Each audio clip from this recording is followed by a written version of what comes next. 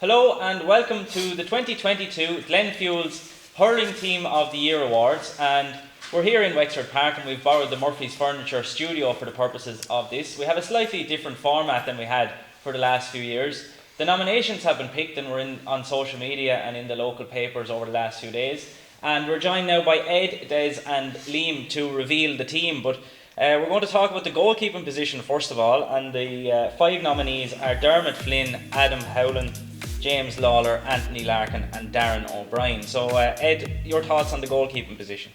Yeah, Dermot Flynn has been a standout goalie since 2006 for Rathnoor. He's given unbelievable service and he's probably one of the main reasons that Rathnoor stayed up this year. If you remember his save from Liam Flood, it was an exceptional save, and Darren O'Brien was very good against Bunclody, if you remember, and sure James Lawler, he had a great year really.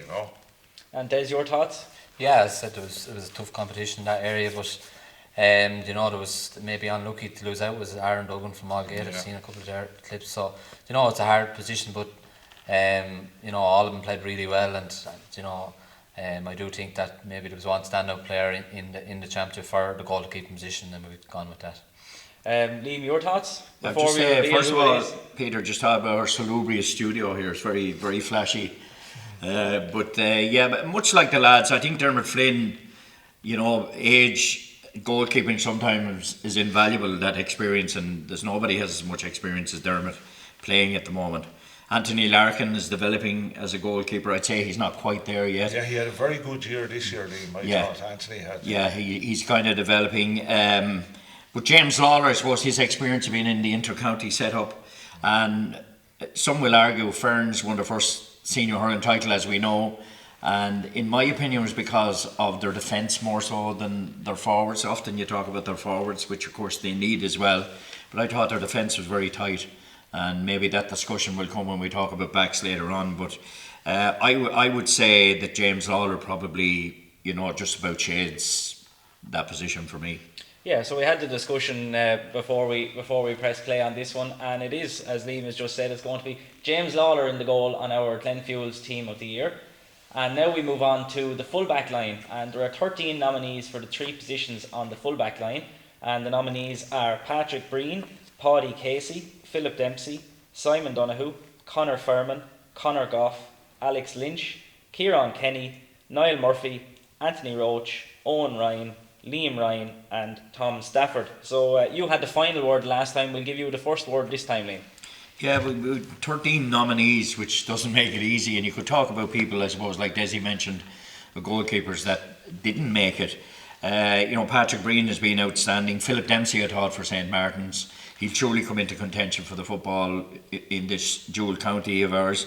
Kieran Kenny rolled back the years really with his performances for Buffers Alley, and Tom Stafford I thought is emerging for Nevena, and I think he's a nice prospect, and Niall Murphy had a great year for Ferns, so it was a tough one to call even though there's 13 names. Certainly is a very tough one, Des. Now before we reveal any of them, what are your thoughts? Yeah, well I think this is one of the hardest ones. The full back line is probably the hardest one to pick, but I think I do think Liam Ryan and Conor Furman are probably two of the outstanding players in the championship, especially Conor Furman. I thought he was, I thought a few years ago maybe he stepped down a level, but I thought this year in the last three games he was unreal for the Martins, and to say they were missing all the players, I think he became a big leader this year.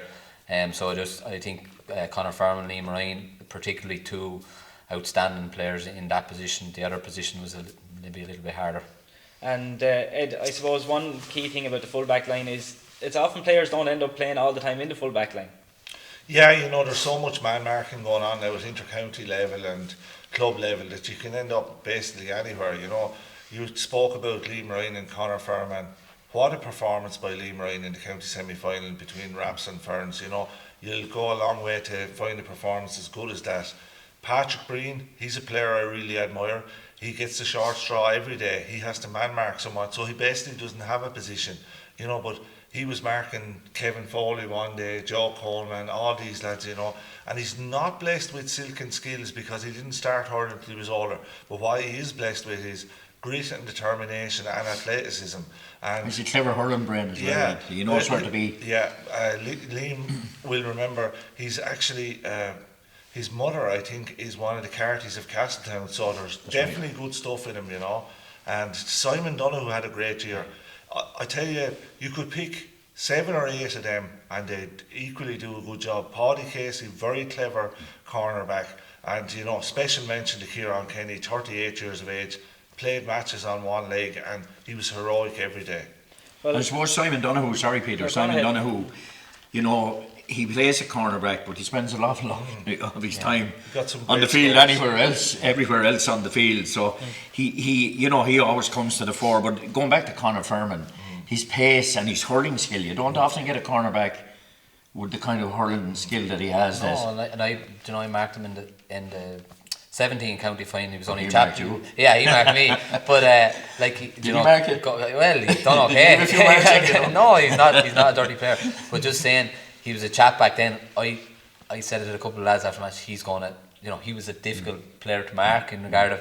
I knew he was, but he kind of went off the boil a little bit. But this year I'd be expecting him now or next year to be in big contention for a Wexford team and to be starting.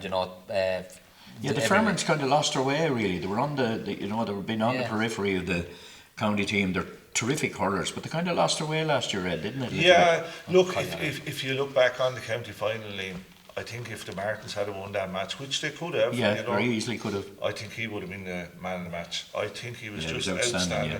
And the semi-final, marking no less a player than Conor MacDonald.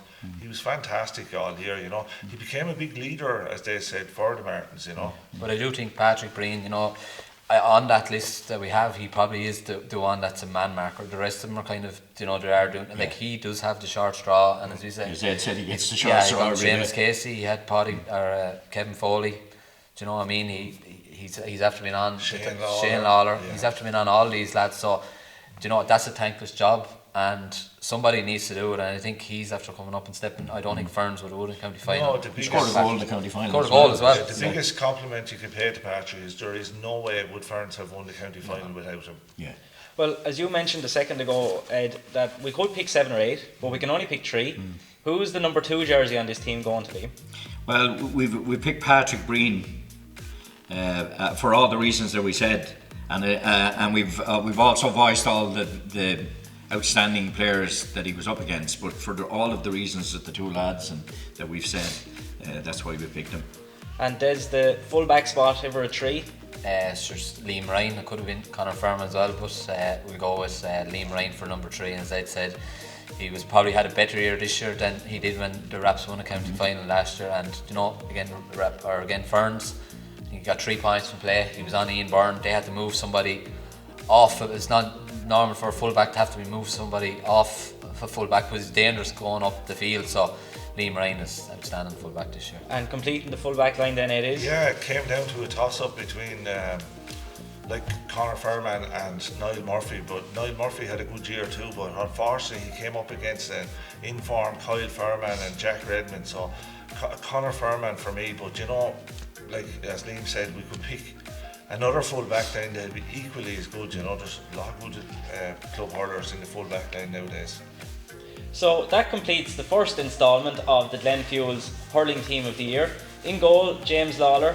Number 2, Patrick Breen. Number 3, Liam Ryan. And number 4 is Conor Furman. Congratulations to all the winners of those positions.